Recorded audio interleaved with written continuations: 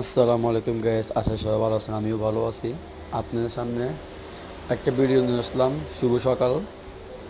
আমাদের কুমিল্লা ছন্দ হোটেলের একটি নাম পরিবর্তন করে হলো বিন রাজ্জাক হোটেল, চিটাং রোড, বিশ্ব থেকে 4 কিলো।